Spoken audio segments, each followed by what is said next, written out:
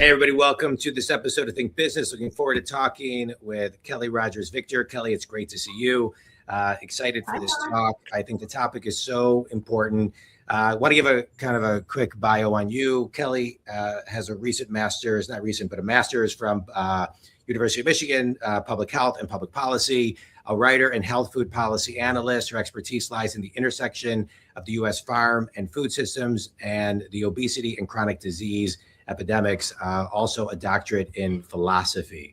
You know, my parents always told me to surround myself with people smarter than I am, and I feel like I'm doing that today. So I love talking about these topics. I appreciate you being on the show. About 3 months ago, you wrote an article. You write for the Detroit News, amongst other publications, about food is medicine. And I want to start there because not all food is medicine, but certain foods are medicine. And so I thought we could kind of unpack that a little bit for the listener. You know, I have read many books and studied food, maybe 1% to your 100%. It's your specialty. But, you know, one of the things that keeps on coming up over and over again is stay in the perimeter of the grocery store. And so, correct. And when I pick up, something that's in the middle and I look at the label, if I want it badly enough, I can justify why it's somewhat, healthy for me. But let's kind of start there on unpacking food as medicine. So first of all, thank you so much for inviting me on the podcast. I'm really excited to be here. It's great to have you. What I wrote about in that column and what I really think it's important for people to know, and these ideas are not new with me. One person that I follow on healthy food and healthy diet that I think is just the master nationally is Dr. Mark Hyman. I've read many of his books, and if you just want consistent, good thinking on this question, he's the go-to person in my opinion. But one thing he often talks about is the way that food is not just fuel, it's information. And you have, trillions of cells in your body undergoing chemical and other kinds of reactions and transformations and connections constantly. And food is one of the key ways that these cells operate, communicate with each other, and know how to fulfill their functions. So if you think about, I used to, when my kids were little, give the example of, well, what would happen if I took a jug of orange juice and poured it into my car engine? Like, would my car know how to operate? Could I drive down the road? And it's a silly example, but it's the same principle, that you have to be putting the right fuel and information into a system for it to operate correctly. So just to mention a couple things about that. Take fats. There's all this talk about seed oils and omega-3s and all the different fats. Fats literally make up your cell membranes. That's how your cells talk to each other. Your brain is roughly 60% fat. Your brain is only 2% of your body weight, by the way, but it eats up 20% of your calories. So think about that. The organ kind of directing your entire physical system is relying on food as information to tell it how to behave and how to direct your system. So think about how important that is. The other thing that's constantly in the news right now and should be is the effects of too much sugar and starch and processed foods on your body, what they do to your body. In short, they flood your bloodstream with glucose, and then your pancreas has to start churning out insulin. And over time, it can't keep up. And what happens is, of course, all that extra glucose has to get shunted somewhere out of your bloodstream. It goes into fat cells, which start expanding. And then your pancreas over time breaks down. It can't even create the insulin that you need just to have a healthy system. And then that cascades into all kinds of inflammation and chronic disease and all of that. So any way you slice it, fiber is another example. I had an article last week about what fiber, the information fiber is providing to your body. Any way you slice it, the foods you're putting in your mouth every day are telling your body, your machine, how to run. So so thank you for that. I loved all of that. Let's start to rewind some of that, right? And so, I think, the food is telling your body. Well, it's also only telling your body if you listen to your body. Yeah. And so what how is it saying it? What do we need to listen, and what do we need to listen to what it's telling us? Well, this is a complicated question because once you are an adult that is metabolically dysregulated, you're dealing with overweight, you have food preferences and emotional things around food, and your gut microbiome is dictating certain cravings. Once that's all been building up for decades and decades, it's not so easy to just say, okay, I'm going to wake up tomorrow and I'm going to do better food inputs. That's what I'm saying, right? Yeah, right. Unfortunately, that's not how it works. We also happen to live in a food culture that stacks the deck completely against us. I mean, just for starters, there's unhealthy food everywhere you go, 24/7, be it the library, the hospital, even the pediatrician has candy on the counter for when the kid gets the shot, and they reward the kid with candy at my own pediatrician's office. Yeah. So there's that. We're endlessly marketed. Schools are not helping. That's where kids should be educated. The school food is a little bit improved, but there's been so much industry pushback and lobbying that it's really blocked meaningful reform. I went to my son went through public high school in Bloomfield here, and I went one day and looked at what was in the vending machine. It was basically all just reformulated junk foods that checked, the new regulatory boxes that the government said. It's not healthy food. We don't do home ec. We're not teaching kids how to eat. There's some farm to table stuff, but marketing ads, which are very impactful on kids' food choices, preferences, and lifelong brand loyalty, are plastered on everything, including all the digital learning platforms within schools. Forget about their cell phones and their gaming and on their backs, on their jerseys in sports. So it's everywhere. So that's the environment we find ourselves in. So the question becomes, what can we do? How do you make any headway when that's the headwind you're facing? Go ahead. I was just gonna say, what can we do? So let's kind of talk about, just for the listeners, somebody who's busy, who's on the run, who's, grabbing, you've written some stuff, which I think is great. And we're talking about today. I'll just grab a protein bar. I'll grab a protein cracker. I'll grab this, that, and the other, because I think there's a lot to talk about there. Let's rewind. How do you make conscious choices, and when do those conscious choices start? Meaning, do I need to carve out time on a Sunday and say, hey, I need to take a moment to make a conscious decision about, this week, what I'm getting at the grocery store, just how would, because I think sometimes people they know it, they hear it, but they begin to zone it out, and then they need a starting point. Yes. I just had a thought, and hold on, give me a second. I'm going to collect my thought. So it's not, something that after New Year's, everybody makes New Year's resolutions. This is my time. And part of the way I think people need to approach this is by recalibrating their expectations. Usually the way we think about getting healthy or improving our nutrition is thought of in binary terms. On the one hand, we conceive of it as requiring heroic levels of willpower that mere mortals, there's no way. Right. Or conversely, we say, well, there's going to be some pill or some bar, or they slapped protein on this label, so that's going to be my healthy choice for today. So it's either stupidly easy and you can just quickly buy it and consume it, or it's so hard that you need to be, have the best willpower on earth to do it. Yeah. What I really try to convey to people is that being healthy living is a set of skills, and it's knowledge, just like anything else in life. It's something that you have to practice. It's something that you have to learn about, and it's something that you have to put some effort into to get good at. So it's not just, it is partly about thinking on the weekends maybe, or whatever, however it fits into your lifestyle, but it is going to require getting a little bit of education, learning how to read a food label maybe, because, most food labels will tell you a lot and give you some very good guidance. And maybe it's a little more planning. Maybe it's spending a little bit more time chopping some vegetables and prepping some stuff. That is all part of it. But I think you have to step back and think about what mindset and conceptual frame you're bringing to the whole picture. You have to know this is going to take time and it's going to be work. That said, Once you start moving in that direction, and it should be in small steps. I think trying to overhaul your whole diet, your whole lifestyle all at once is a fool's errand.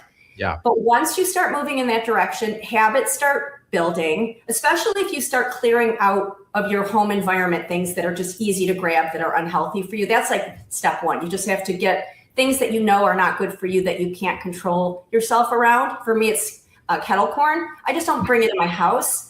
I love kettle corn. It's like, I know. It's funny you say that because kettle corn is one of those things. I love it. And I actually was at the gas station with my wife the other day, and I picked up a huge bag of kettle corn. I was like, I'm gonna, da-da-da. And I put it down because I can't not eat the whole bag. And popcorn just is bad for my stomach. Forget the sugar and but kettle corn is one of those things too. Yeah. So so that's the first thing. But you also have to commit. Like, what if you were trying to learn to speak French? What if you were trying to learn to, mountain bike? I mean, it's a skill. You have to learn it. We have very low health literacy in this country. So you have to be prepared to work a little bit. But as I was saying, once you slowly start moving in this direction, you start getting a positive feedback loop going. Things become easier because habits are easier than things you're trying for the first time. You start feeling better. You start having more energy. You start sleeping better. You start, if you're starting to exercise a little bit, you're getting the endorphins. So that starts building on itself. And then a really important thing that a lot of people don't understand is that as you improve your diet, and especially as you're eating foods that are better for your gut and your microbiome, your cravings start to change, because cravings are largely a function of what the bugs in your gut are asking you to bring them, to feed them. And if you have bad bugs, they're going to be asking for sugar and garbage and all kinds of crap. If you have a healthier microbiome, you're not going to be craving that stuff in the same way. You're going to be craving things that feed healthy gut bacteria, and that's what you want. So for all of these reasons, it starts off challenging. It's definitely a commitment, but it does get easier. And the other thing, and it's a harsh thing, but it's a quote that I often tell people, is that if you don't make time for health now, sadly, you're going to have to make time for illness later. Yeah. That's just the way the human body goes. Yeah, it's to be preventative and proactive is really important, and not so much kind of the instant gratification that so many people are wired and need to rewire. I want to go back to something you talked about. Mark Hyman, who I also follow. I really like his work. Yeah, it's great. But you go on any social media platform, you will see dozens, if not hundreds of people telling you what to eat, how to eat, what vitamin to take. Sometimes it's very difficult to determine who to listen to, who to figure out really is, and then this is celebrity endorsed and this isn't celebrity endorsed, but this person, who do you listen to today? It's very tricky. A lot of these influencers, like the more I dig into it, you look and see who's funding them, who's paying for their, all their stuff. They're being paid by the food industry in many, many cases to push different foods, different supplements. So that's number one. You have to just be careful where you're getting your information, especially in social media. Number two, you can take supplements. There are certain things that people are deficient in, if, in the winter, taking vitamin D, things like that. Maybe a multivitamin if you're not getting the full array of the rainbow and all of the nutrients you might need in your normal diet. But looking to like a whole, like taking a big pile of supplements every day is like the key to health, to me, is misguided, because really you should be getting most of the nutrition you need from food. And at the end of the day, even though there is like a barrage of confusing information coming at us everywhere about nutrition, I think at the end of the day, the principles of healthy eating are pretty simple. So let's talk about that. Let's talk about the principles and what an ideal breakfast, lunch, and dinner plate looks like. What's a plate of food? If we can give some examples that that people can say, okay, at least that gives me something to move towards. Okay, well, first of all, I don't know if you've heard of the writer Michael Pollan, but his mantra about approaching nutrition is eat real food, mostly plants, not too much. So I love Michael Pollan, by the way. Yeah, that's kind of the concept. I watch a lot of his stuff. Yeah. And so thinking about when you're building your plate, or grabbing a snack, think about just moving away from stuff that's been prepared for you. And I know this involves time, and I know people are crunched with kids, and I know this isn't 100% of the time, but baby steps in the direction of whole foods is, to me, the number one principle to start moving yourself in the right direction. So, on a breakfast plate, instead of taking a toaster waffle out of the thing, fry a couple eggs and slice a half an avocado with it, or an apple, or, wash a handful of berries. Those are all foods that are very close to their whole food state, their original food state, that haven't been toyed with. And so that's just one example. A lot of the smoothies, it's interesting. My teenage son, he in high school, he would always stop at Tropical Smoothie Cafe. And I wasn't, he's like, yeah, Mom, it's fruit. I didn't look real closely into what it was about. And he's trying to put on bulk and this and that. And he's a teenage boy, so I didn't really go there. But he went to his annual wellness visit at the doctor, and his sugar levels were hovering in the pre-diabetic range. So I immediately got on the website and looked at what Tropical Smoothie Cafe is putting in their thing. There is so much sugar in those. You might as well be chugging cans of Coke in the morning. So he had a big wake-up call. And so if you want to have a convenience thing like that, and a smoothie is a great, easy, on-the-go thing, even there you have to think about what's going into this thing. Is it an apple, some frozen berries, a scoop of peanut butter, a teaspoon of honey, or is it God knows what they're putting in that caused his sugar levels to go to the roof like that? So Thankfully he's stopped drinking it and his things are coming back to normal. And this is a kid who has a mom who's on this, and this, I was in shock. It's interesting. I used to eat a ton of fruit, and I would wake up at 2:17 every morning, and it would somehow spike my sugar in the middle of the night. And so I stopped eating too much. I stopped eating a lot of fruit, and now I can sleep better. So again, what I do isn't necessarily for everybody. I'm not necessarily overly promoting it, but I think to your point, you got to listen to your body and what works for you. And everybody's body is a little bit different. I want to talk about, your son has the fortune of you as a mom to kind of look into it and things of that nature. And the stats better than I do, but some stats that I kind of pulled were 21% of kids ages 2 to 19 are considered obese. 160 million children globally live with obesity. Obesity is, it's an issue. And you layer on top of that food deserts and food swamps where people with good intentions maybe just can't afford to do some of the things that we're talking about. And so I know that's a lot of questions all in once, but talk a little bit about, what we can do about child obesity. Well, first of all, I've written columns about this, and I feel pretty strongly that since school, everybody goes to school, they can go to public school. Since school is where kids consume about 40% of their calories, that is a no-brainer place to start getting kids on track for developing the practices, the preferences, and the habits that you want them to carry forth into adulthood. But the way we have it now, again, even despite Biden-era reforms that they were something of an advance, but it's still not really getting the kids to where you want them to be. That's a place where I think there's so much opportunity. Bringing back home ec, I think that teaching them how to cook. Kids love that kind of stuff. Yeah. There is a lot of farm to table stuff, farm to school stuff going on in a lot of schools. I've listened to a couple fascinating podcasts with chefs who are bringing scratch cooking into certain school districts in an affordable way, which is, and the kids are just loving this healthy, fresh cooked, more whole foods oriented. But so that, to me, the schools has to be a place where we really start. The other thing I just want to touch on that for a second, because I think that's a really interesting piece of data that 40% of their calories get consumed there. And I'm assuming part of those calories are what the parents pack for them in their lunch, and then, or school lunches and vending machines like you're talking about. So what can schools do? I know at my daughter's in college at her university, you cannot get a Coke on campus. Oh, wow. Kudos to that school. Amazing. They don't, you can't get it at their main areas where, their food courts are. They do not sell pop.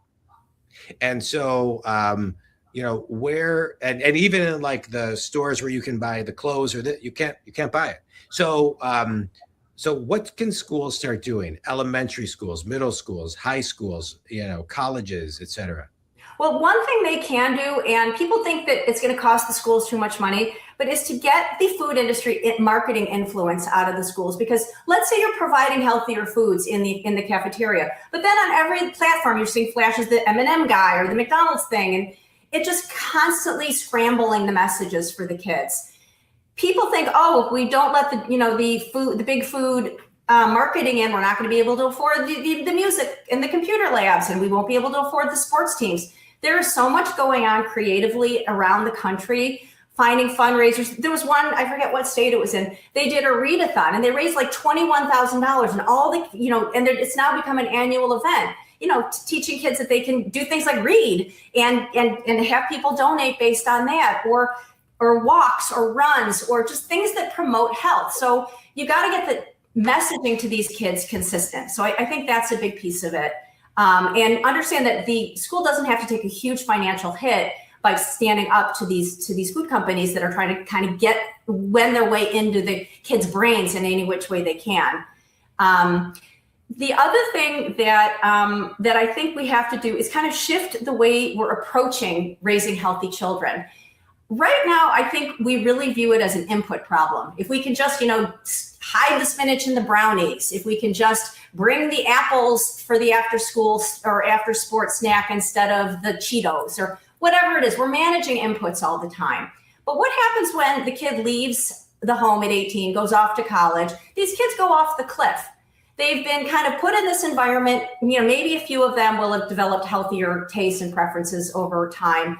But really what we have to think about is less, of course, managing the inputs is important, but we have to think about what does it take to shape a healthy chooser? Somebody who's going to go throughout life able to and enjoying making healthy choices. And interestingly, this is kind of where I fall back on my philosophy training. I wrote my dissertation on Aristotle's moral philosophy, and at the heart of his approach to raising moral children or raising children with good character is the idea that we are what we repeatedly do. And so as parents and caregivers, we need to create situations for children to make the right choices repeatedly so that this becomes second nature to them, becomes habit, becomes part of their identity. And over time, he says, they will start to take pleasure in things that are good and healthy for them. And he gives examples with cultivating courage and other virtues that he talks about in the moral context. Yeah. But to me, this absolutely 100% applies in the health and nutrition context. So to me, shifting from this input mentality to like creating the conditions for kids to exercise autonomy and responsibility in directing their own health, that has to be part of what we're thinking about. So interesting that you're, building habits and building skill sets within people. I've never articulated it that way, but to teach somebody on how to be a healthy chooser. I mean, you could apply that to a lot of different, avenues in their life. I have an Uncle Stephen that always says, think about tomorrow today, like that's kind of his thing, which is similar to what you're talking about. And so a healthy chooser, talk a little bit about from your background in public policy and food and philosophy, a healthy chooser with balance and what balance looks like. I'm a pretty healthy eater, but I love hamburger. I love a hamburger and fries, and I love pizza. Yeah, so do I. I mean, so do I. Totally. And so I think there's a balance of it. And so what is the balance? And then I think more importantly, once you're eating over here, how do you then get back to the healthy chooser? I think that's also hard for people, right? Getting back to the health. First of all, just to that latter point, I think that once you are an adult who's been making poor choices for whatever reason, I'm not blaming anyone, but once you're down that road 20, 30 years into it, it's a problem. And I've been a health coach for 15 years and I work with a lot of people. And I mean, one thing, I just was listening to an interview with James Clear, the habit guru. He's the greatest. The best. James Clear is, I just want to say, in my opinion, Atomic Habits by James Clear should be mandatory reading for everybody. It is one of the books. I've read his book multiple times. I've taken his masterclass.com class. I devour a lot of what he does. He's a researcher and just puts it in layman's terms. And if you are, we're talking about a lot of things that I think people could see as complicated. And I think you break things down really beautifully. And I think he also breaks things down how to change your habits, Atomic Habits. Okay, sorry, go ahead. I just wanted to kind of plug that. Well, just to your point, I mean, he was talking about a woman, I don't know if it was a client of his or something, but rather she needed to lose quite a bit of weight, maybe 60 pounds, maybe 100 pounds. She didn't decide, okay, I'm going to go on a diet. Because first of all, dieting is a joke, because what happens when you stop dieting? I mean, everything just goes back. And that's why people yo-yo diet for decades. So you can't really approach this as I'm going on a diet. What she would ask herself, and I just found this so inspiring, is every time she had to confront, what am I going to have at this meal? She would just ask one simple question. What would a healthy person choose to eat right now? Yeah. And it's so simple, but she was cultivating an identity. And then the way he put it, which I really loved, which every time you make a choice that is a good choice, you're giving a vote for your new identity. And over time, kind of what I was discussing before, this kind of solidifies into a set of preferences and habits and things that you actually take pleasure in. So that's the first thing I would say, viewing it as kind of holding as your benchmark, just thinking, what would the healthy person do? Yeah.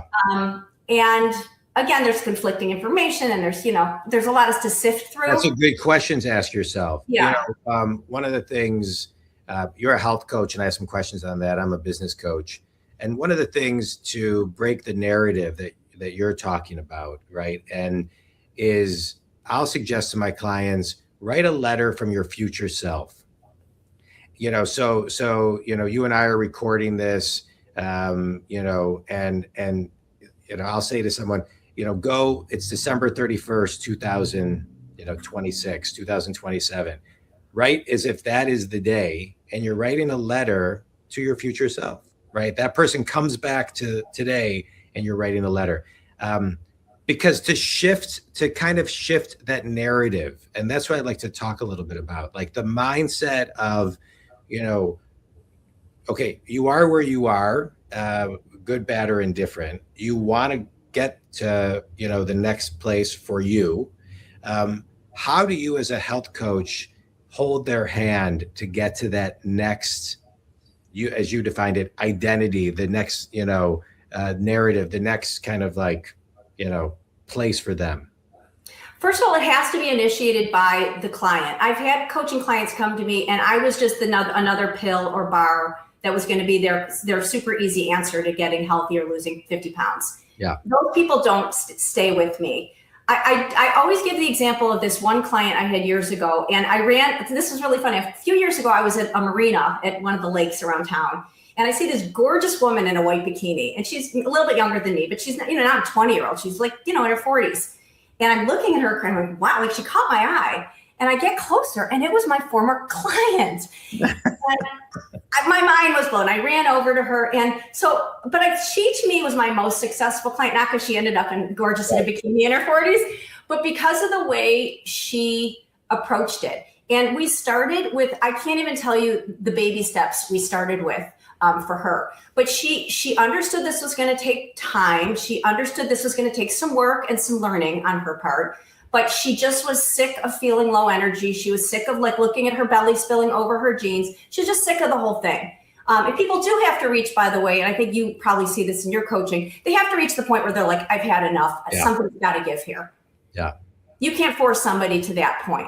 But if they're ready. And I think also to your point, Kelly, nobody is, born and raised to think that they need a business coach and probably a health coach. That's not you need an attorney, you need a CPA. Yeah. Nobody's thinking, until they need it and they really need that direction. So yes, I agree. Yes. Yeah. But it's coming from within them. The coach is really just helping them manifest what they are wanting to do and trying to get all of their values and goals consistent. Because obviously they have this vision of what they want to be, but their everyday life is not leading them in that path. So part of just for me, what coaching is about is helping them get some balance and parity and connection between their goals and their activities, their daily actions. But anyway, long story short, she was like pulling pizzas out of the freezer every night for dinner. So every week we would meet for about the first month, and she would come up, okay, I'm going to try this week. And every week she'd come back to me and nothing changed. And she had all these grand plans. I'm going to start cooking and doing this. She'd never cooked anything in her life. After about 3 weeks of this, I looked her in the eye one day and I just said, you don't want to be creating this whole new cooking identity. That's not what you want, is it? And she's like, wow, you know what? You're right. This is not at all what I want or what I can do. So we had to go back to square one, weeks into it. And she decided the first thing she was going to do, she gave up this vision of being this healthy chef in her kitchen, but she thought, you know what I can do? I can buy some broccoli and throw it in the pot and steam it. And just whatever I'm eating for dinner, I'm just going to add that on the side. Or green beans or whatever it is. So she started with literally that one small thing, which kind of lasted for a couple weeks, but it really gave her wind in her sails, and it kind of scaled back her expectations and her vision of what this was going to be. Yeah. And then it just continued. We worked together for about 6 months. And by the end of it, she was going to CrossFit 5 days a week. She had gotten much more adventurous in the kitchen once she kind of accepted where her mindset was really at in the kitchen. And the habits started building, the identity started building, and that's how it goes. But it was work and it was time. So it's great. Yeah. You talked about, it takes time and it takes work and it takes learning. And so I want to talk a little bit about learning. Today, and this goes back to something we talked about earlier, we can learn a lot. We can learn a lot from people like you. We can learn a lot from people like Dr. Mark Hyman. We can learn a lot from people that maybe we shouldn't be learning from, that maybe aren't, and so we have now layer in AI. And so I just want to talk a little bit, and you've written about, AI. So how do we use AI to help us in this world? Well, it's an amazing tool. It's not going to fix the problem of the crazy food culture and environment that we live in. It's not going to make it, less work and effort that a person has to put in to get healthier, but it can hold your hand. And I'm not putting aside the whole all the advances in the health delivery system. I mean, AI is just lighting up delivery like insane, but I'm just talking about for your personal life, because you mentioned earlier that you had that issue when you ate fruit and you couldn't sleep. Yeah. Nutrition, we all have different biologies, and nutrition is different from one person to the next. I mean, we all need basic things for our body to run, but some people don't react well. Some people have food sensitivities. Some people don't like certain things. AI has the potential to really create a personalized nutrition concierge that gives you real-time feedback, gives you nudges, helps you meal plan, improves your health literacy, like all of these things that you need to build the skill set to move forward. AI is going to be an amazing, and it's developing, in real time. That's going to, for all of those things, it's just going to be transformative. Yeah. Let's talk a little bit about I want to dive a little bit more into reading labels. You mentioned it earlier. And what are some tips that you can give people to read labels? What maybe to stay away from? Ideally, you mentioned seed oils earlier. I think that gets confusing for people. I remember, so I'm going to be 54 this year. And when I was in my early 20s, I had a trainer that I went to, and he was great. And he always said to me, this is when I was 23, don't ever eat anything out of an aluminum can. Only eat out of glass, glass containers. And, that's what his grandmother told him. And that's what, and he would say, I only want you eating this. And at that time, I was in Farmington Hills and I was driving to Troy to this like health food store because there were no Whole Foods or, things of that nature to get kind of what he would guide me to. But he started teaching me how to read labels. And I think most people ignore the labels. And so just talk a little bit about, the labels. Well, first of all, I have to say getting just honest information on labels has been a huge battle with industry in this country.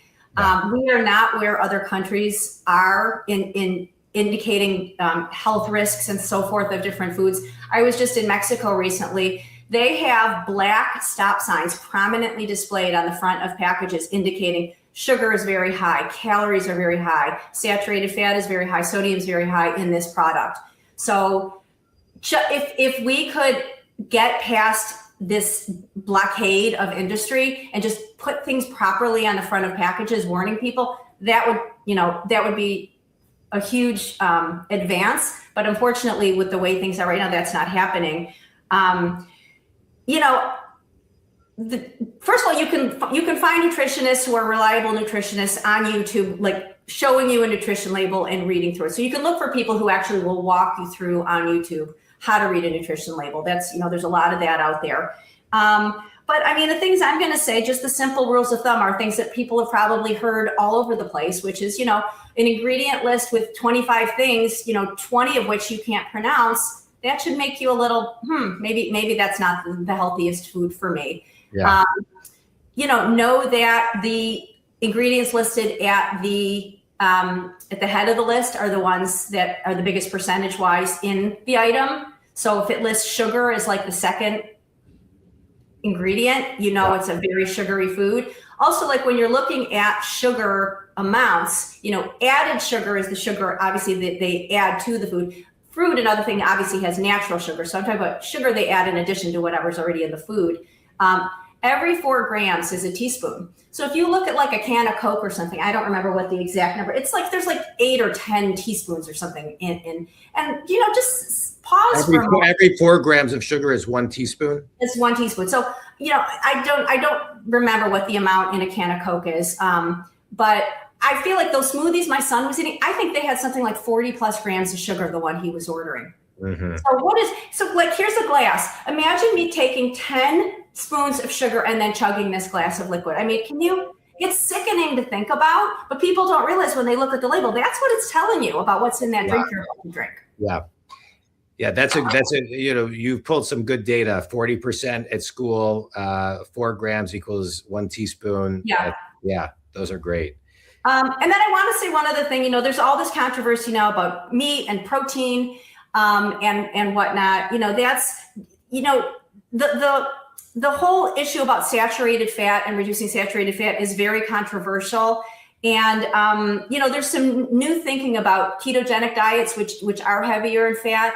But I follow a lot of psychiatry research, which is showing that for some people, diets that really get rid of the sugar and starch completely so that the insulin issue goes away, and focus more on ketogenic nutrition, really, for some people, it can be game changers for mental health. I mean, bipolar, depression, and other things like that. So I would just say to listeners, if you are experiencing mental health symptoms, your diet, and I'm not saying keto is the answer to every mental health problem, but people often don't realize, and even just moodiness or mood disorders, your diet is directly, like I said, your brain is consuming 20% of your calories. So if you're having mood issues, attention issues, clear thinking issues, look at what you're eating, because that will directly impact that. And so that's a really important point.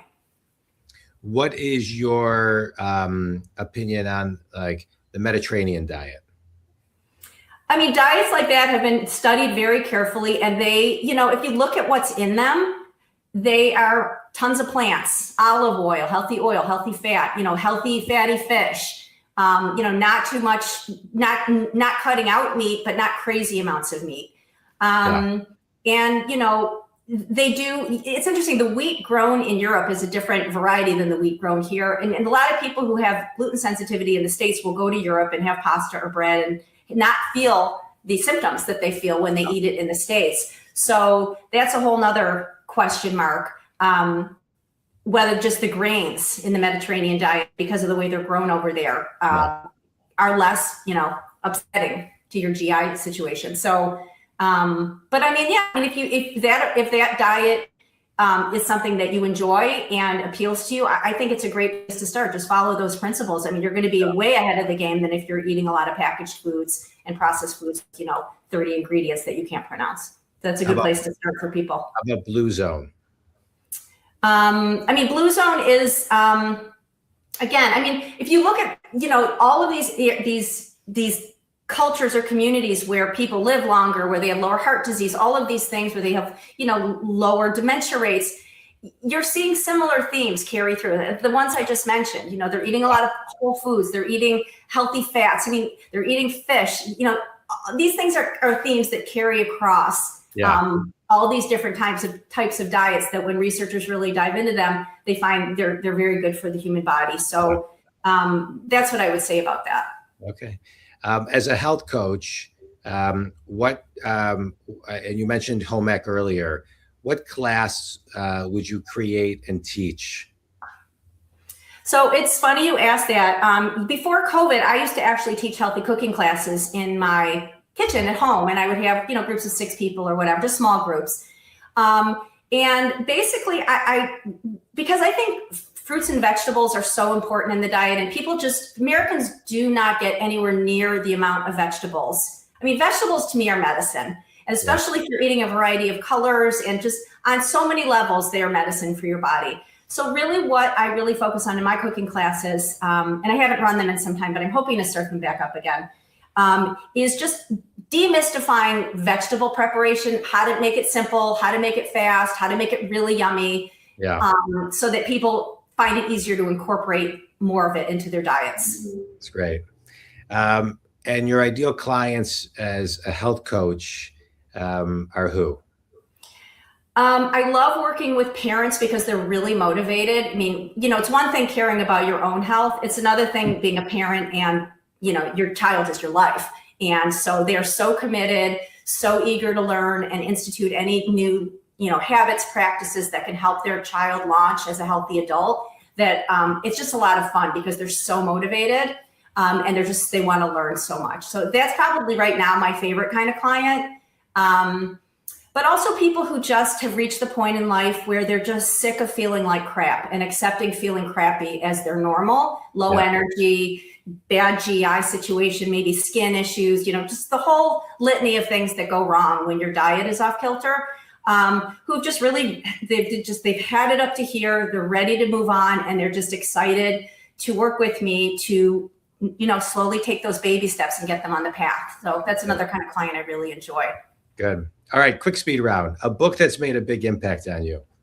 Well, it's not related to food, but it is related to how we think about policy. I also have a master's in public policy, and I do think that a lot of the time policies are devised in a way that are well-meaning, but that they actually end up, robbing people of agency or creating mindsets or limiting things that people need to thrive. So the book that I read a lot of books, but one I read in the last 6 months that just blew me away is by one of my all-time favorite authors. He's an economist. His name is Thomas Sowell. I don't know if you've read any of his books.